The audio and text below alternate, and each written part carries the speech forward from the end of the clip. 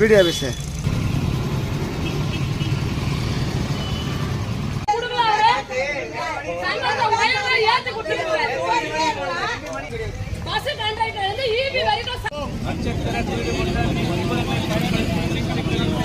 மின் விரயம் தவிர்த்து மின் தேவையினை குறைப்போம். இன்றைய மின் சேமிப்பு வரும் சந்ததிக்கு வழிகாட்டி. மின் சிக்கனம் செய்வோம், இயற்கை வளங்களை காப்போம். தேவையில்லாத இடத்தில் மின்சாரத்தை தவிர்த்து இயற்கையினை பாதுகாப்போம்.